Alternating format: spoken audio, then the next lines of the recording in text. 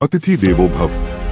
चारों तरफ से खूबसूरत पर्वत से और फल फूल की सुंदर बदियों से घिरा हुआ था बलवंत नाविक का खूबसूरत गांव। बलवान गांव की नदी में अपनी नौका से यात्रियों को नदी के एक किनारे से दूसरी किनारे पर छोड़ता था। उस गांव में लोग अपने रिश्तेदारों से मिलने का बहाना ढूंढते थे, क्योंकि वह सुंदर गांव आंखों को तो आनंद और संतुष्टि देता ही था, इसके साथ उस गांव में रहने वाले शरीर से भी बहुत तंदुरुस्त थे।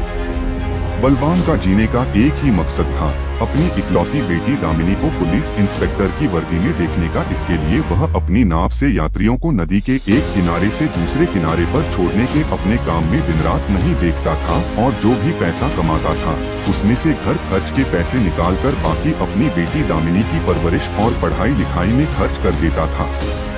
बलवान अपनी पत्नी के लिए अच्छा पति और बेटी के लिए अच्छा पिता था, लेकिन वह गांव के लोगों के घर आने वाले मेहमानों के लिए राक्षस था, क्योंकि वह अपनी नाव के किराए में एक पैसे की भी कमी बर्दाश्त नहीं कर पाता था और गांव के लोगों के घर आने वाले मेहमानों से बदतमीजी करता था और सुंदर महिलाओं युवतियों के साथ नदी में चप्पू चलाते हुए मौका देखकर छेड़खानी भी करता था।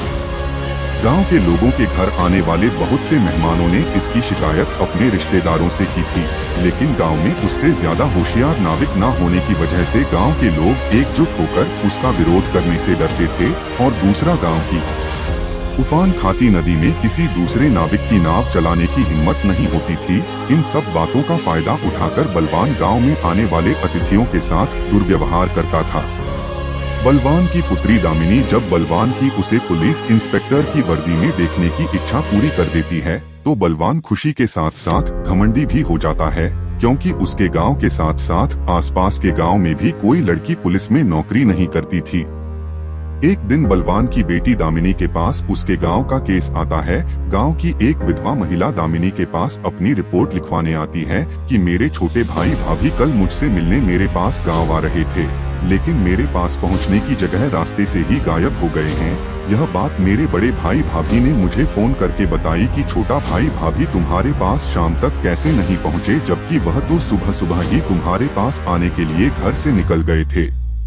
गांव की उस विधवा महिला की रिपोर्ट लिखने के बाद दामिनी को थाने का एक कांस्टेबल आकर बताता है कि मैडम, आपके गांव की नदी से हमें एक युवक की लाश मिली है। और जब दामिनी पुलिस इंस्पेक्टर उस युवक की लाश की शिनाख्त अपने गांव की उस विधवा महिला से करवाती है, तो वह विधवा महिला अपने छोटे भाई को देखकर छाती पीट पीट पर तेज तेज रोने लगती है और पूछती है, मेरा भाई तो मिल गया है, लेकिन मेरी भाभी कहाँ है।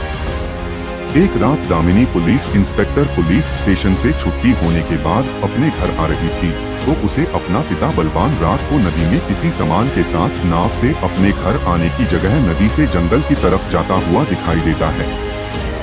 और नौका नदी में तैरती हुई जब दामिनी के करीब आती है, तो दामिनी अपने पिता को पहचान कर नौका रोकने के लिए कहती है।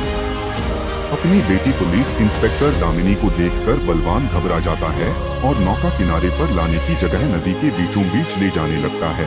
जब नाव में रखे बोरे से एक महिला के चीखने की आवाज आती है, तो दामिनी नदी में कूदकर तैरती हुई अपने पिता की नाव का किनारा पड़कर उसमें उछलकर बैठ जाती है। और दामिनी पुलिस इंस्पेक्टर जब बोरी को खोलकर देखती है, तो उस बोरे में एक महिला थी। वह महिला दामिनी को देखकर चिल्ला चिल्ला कर कहती है, मैडम, इस राक्षस नाविक ने मेरी इज्जत लूटने के बाद मेरी आंखों के सामने मेरे पति की हत्या की है और मुझे कैद करके रोज मेरे साथ बलात्कार करता है। मैं आपके गांव की विधवा महिला शांति की छोटी भाभी हूँ। दामिनी इतना सुनते ही अपने पिता से कहती है, मैं बचपन से सुनती आ रही हूँ कि आप गांव के लोगों के घर आने वाले मेहमानों की इज्जत नहीं करते हो और उनके साथ बदसलूकी करते हो। आपको अतिथि देवो भव का अर्थ नहीं पता, इसलिए इस घिनौने अपराध के लिए कानून नहीं, आपकी बेटी आपको सजा देगी, क्योंकि इस अपराध के लिए मैं आपके साथ अपने आप को भी सजा देना चाहती हूँ। मुझे आपकी हरकतों के बारे में जानकारी होने के बाद मैंने आपको अपना समझकर आपको छूट दी और उस महिला की आंखों के सामने अपने पिता के सीने में लगातार पूरी छगोलियां मार देती है। बलवान की उसी समय अपनी बेटी के सामने तड़प तड़प कर मृत्यु हो जाती है और दामिनी अपने को कानून के हवाले कर देती है।